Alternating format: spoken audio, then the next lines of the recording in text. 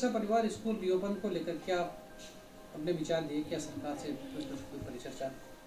School reopen जो है उसका सबसे बड़ी बात यह है कि अभी समय जो परिस्थितियां चल रही है जिसमें कोरोना की संख्या बिल्कुल कम हो चुकी है, इस परिस्थिति में स्कूल खोल देने चाहिए, लेकिन कोविड प्रोटोकॉल के अनुसार जो भी सरकार की गाइडलाइन है उसको फॉलो सारे स्कूल वाले करें। उनसे एक तरह से उनसे इस बात का कंसर्न लिया जाए कि हम उस कोविड प्रोटोकॉल को फॉलो करेंगे, उसके बाद विद्यालय खोले जाएं।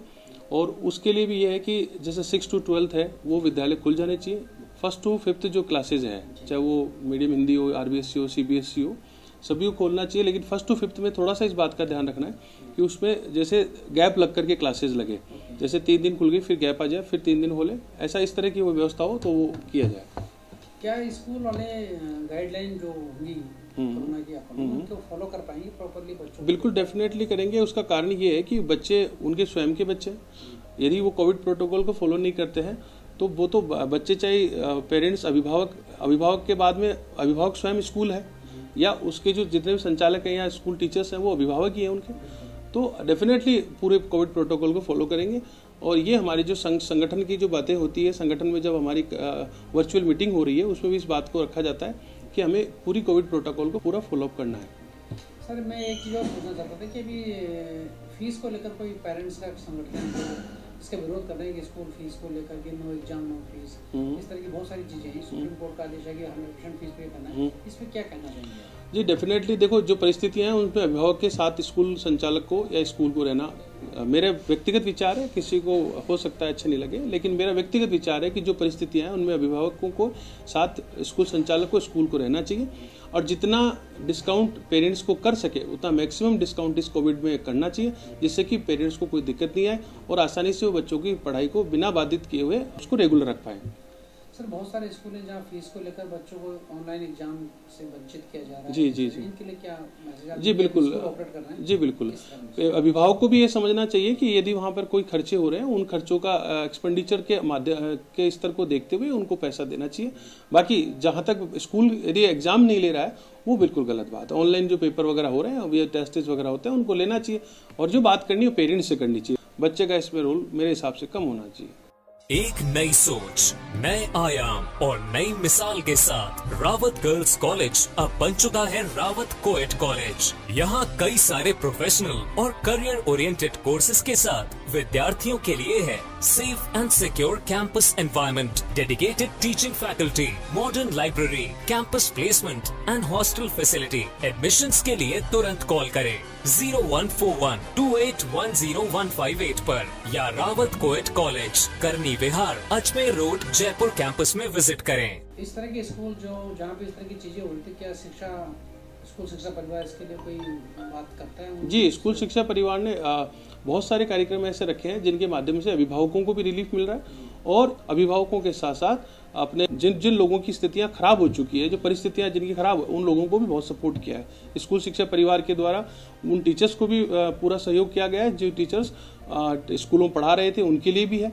स्कूल को भी स्कूल शिक्षा परिवार के द्वारा मदद की जा रही है। इसके साथ साथ जो पेरेंट्स हैं उनके लिए भी, और हमारे जैसे संगठन में स्कूल शिक्षा परिवार में जब कभी वर्चुअल मीटिंग होती है तो हमारे अनिल जी भाई साहब जो प्रदेश अध्यक्ष हैं हमारे, उनके द्वारा निर्देश दिए जाते हैं कि वो इन चीज़ों का ध्यान रखिए कि पेरेंट्स बच्चे की पढ़ाई को बाधित नहीं हो और पेरेंट्स को भी किसी प्रकार की कोई दिक्कत नहीं आए और बच्चों की पढ़ाई रेगुलर चलती रहे। सर अभी स्कूल शिक्षा परिवार स्थापना दिवस मनाने के उस पर क्या कहेंगे? एक बड़ा कार्यक्रम अपने हरमाड़ा के अंदर मेहता स्कूल है, उसमें एक बड़ा कार्यक्रम होने जा रहा है 14 तारीख को, जिसमें सारे स्कूल जो है संचालक वो एकत्रित हो रहे हैं और उन सब का एक ही उद्देश्य है कि संगठन रखें, स्कूल को कैसे आगे अनिल जी भाई साहब के द्वारा ये गाइडलाइन का फॉलोअप करा करके और एक विधिवत तरीके से कार्यक्रम का संचालन किया जा रहा है, जिसको कि 14 तारीख को मेहता स्कूल में होना है, जिसमें सारे स्कूल संचालक इकट्ठे हो रहे हैं प्रदेश स्तर पर। Mark heart and EECP general hospital US FDA व अमेरिकन हार्ट एसोसिएशन द्वारा अनुमोदित राजस्थान का प्रथम अंतर्राष्ट्रीय मापदंडों के अनुसार हार्ट अटैक के मरीजों का बिना सर्जरी, बिना भर्ती किए EECP द्वारा अत्याधुनिक इलाज। मैं आप जानना चाहता हूं कि इस बार का रिजल्ट जो रहा है किस तरह का रहा है इसका और इसका बेस क्या है? देखिए रिजल्ट वैसे तो ओवरऑल आपके सामने है, सारा रिजल्ट बहुत अच्छा, 100% बच्चे पास हुए हैं, लेकिन जो बेस बोर्ड ने बनाया वो वास्तव में काबिल तारीफ है। उसका विषय यह है कि बोर्ड ने जो अपनी नियमावली बनाई, जिसके आधार पर, जिस नीति के आधार पर रिजल्ट आउट किया है, पहली बात तो ये समझना जरूरी है कि प्रमोट नहीं हुए बच्चे, बाकायदा इनका रिजल्ट आउट हुआ है। और रिजल्ट आउट होने का मूल जो इनका नियमावली थी उसमें ये बात बिल्कुल स्पष्ट जाहिर है कि 8वीं के टॉप 3 सब्जेक्ट, यदि अपन 10th की बात करें तो 8वीं के टॉप 3 सब्जेक्टों में से हायर जिनके मार्क्स आए वो, प्लस जिनके 9th क्लास में 25% या 20%, दोनों में से 25-20% का रेशो देखा गया। 45-25% प्लस बाकी जो 20% पहले भी स्कूल के जाते थे अभी भी, और उसमें 10 और मार्क्स जोड़े गए। इस आधार पर 100 करके इन्होंने रिजल्ट आउट 10th का, और इसी प्रकार 12th का 10th और 11th के बेस पे निकाला गया। तो मैं आपको ये बताना चाहता हूँ कि पहली बात तो ये बहुत ही अच्छी व्यवस्था थी, जिसके कारण आप देख सकते हैं कि राजस्थान बोर्ड के अंदर किसी प्रकार का कोई विवाद नहीं हुआ और एक बिल्कुल साफ सुथरा एक रिजल्ट आउट हुआ जिसको सभी लोगों ने बिल्कुल स्वीकार किया। जहाँ पर लाखों बच्चों ने एग्जाम देना पड़ता और कोविड जैसी परिस्थितियों में इतनी परीक्षा कराना मेरे हिसाब से बोर्ड के लिए संभव नहीं था, और बोर्ड नहीं करा पाता, और नहीं कराया तो भी अच्छी बात है, क्योंकि इसमें कई बच्चे हो सकता था कि इंजर्ड हो सकते थे, क्योंकि जो परिस्थितियाँ थी आपके सामने थी।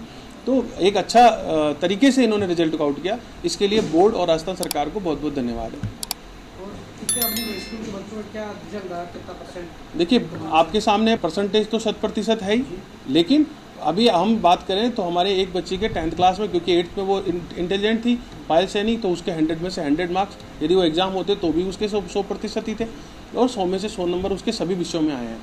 इसके अलावा यदि खुशबू राठौड़ के 99 है 10th क्लास में, साक्षी शर्मा है 98 है, नेहा जांगीर है 98 है, निकिता यादव है उसके 99 है। सीनियर 12th साइंस हमारे यहाँ पर है, आर्ट्स, उसमें मैथ भी है और बायो भी है। उसमें टॉप 3-4 बच्चे हैं, जैसे घनश्याम है, सुप्रिया कुमारी है, उसके 98% है, कोमल के 97 है, तो नवीन कुमावत है 97 है। इसी प्रकार से यदि 12th AG की बात करें, जो हमारे यहाँ मीडियम दोनों में है, हमारा स्कूल में इंग्लिश मीडियम में भी एग्रीकल्चर है और हिंदी मीडियम में भी एग्रीकल्चर स्ट्रीम है, तो 97 विष्णु के है, रोशन यादव के 96 है। तो अच्छी परसेंटेज ओवरऑल अपन देखते हैं तो आर्ट्स, कॉमर्स, साइंस, एग्रीकल्चर और 10th क्लास में अच्छे परसेंटेज आए बच्चों के।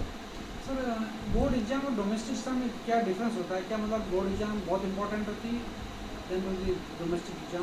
देखिए सारे एग्जाम तो सारे अच्छे होते हैं और सारे इम्पोर्टेंट है। जीवन में हर एक जो एग्ज़ाम होता है वो अपने आप में बहुत महत्ता रखता है।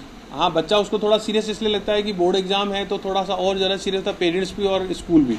लेकिन परीक्षा चाहे वो आप डोमेस्टिक हो चाहे वो बोर्ड एग्जाम होने, वो सब अपने आप में बहुत महत्ता रखती है। इस बार जो रिजल्ट बना इसको देखते आपको क्या लगता है कि बच्चों को हर क्लास में इस तरह से पढ़ना चाहिए जैसे बोर्ड एग्जाम के लिए तैयारी करते हैं? हाँ बिल्कुल, डेफिनेटली जिस प्रकार से अभी जो रिजल्ट्स आए हैं उसके बाद भी हमेशा याद रखना, इससे बच्चों को भी बहुत अच्छा एक एक्सपीरियंस मिलेगा कि उनको वो अब 9th में और 11th में भी थोड़ा वेटेज रखेंगे, क्योंकि उनको पता चलेगा कि इस एग्ज़ाम की से भी कभी अपनी परसेंटेज अप डाउन हो सकती है। कोई मैसेज आप देना चाहें? जी, इस कोविड के अंदर सब लोग सुरक्षित रहें, अच्छे से रहें और बच्चों की पढ़ाई का पूरा ध्यान रखें। ऑनलाइन व्यवस्थाएं हैं तो ऑनलाइन, लाइव है तो लाइव, जो व्यवस्थाएं अभी हमारे पास है, बच्चों को प्रॉपर तरीके से पढ़ाई से बाधित नहीं करें। अभिभावकों से मेरा एक विनम्र निवेदन है कि पढ़ाई जरूर करवाएं बच्चों को, चाहे वो व्यवस्था कैसी भी हो, क्योंकि यदि इस समय में जो बच्चे 3 साल से 2 साल से कोरोना की वजह से पढ़ाई से थोड़े डिस्कनेक्ट हैं, उनको कनेक्ट करने की कोशिश करें, चाहे वो किसी भी प्रकार की व्यवस्था अपने बच्चों के लिए करें। जो स्कूल आपको जो व्यवस्थाएं करा रहा है उनमें उनकी मदद करें, जिससे कि उनकी पढ़ाई में किसी प्रकार की कोई दिक्कत नहीं आए। आप धन्यवाद सर।